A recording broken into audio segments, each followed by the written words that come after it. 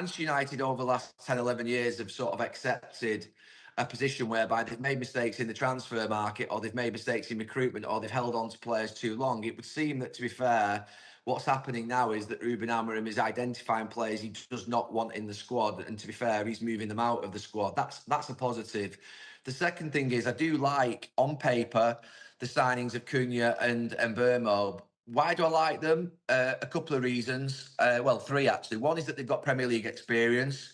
One is that they look more like Manchester United styles of players with a bit more pace and power and the ability to have that sort of physicality to be able to get from box to box quickly. I think when you look at particularly Garnacho, Sancho, Anthony, they're more jinkers, I call them, more people who sort of work in tight spaces.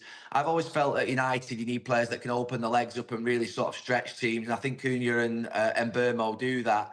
And then the other thing I like about those two signings is that they've not proved themselves at the highest level yet in the game in respect of at Premier League club level or European club level. So they should be really desperate and hungry to prove themselves on a huge stage, which is Old Trafford. And that hunger hasn't always been there in the last 10 years with players that have come to the club. They've come maybe where they've been the more finished article and we've got excited by them, but maybe they've come and maybe not had that desperation.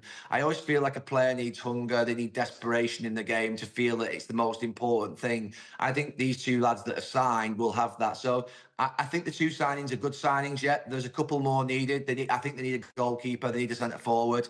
And I think if they can fill those two positions with decent signings, then United can have a lot. I mean, they have to have a better season than last year. It can't get any worse, really.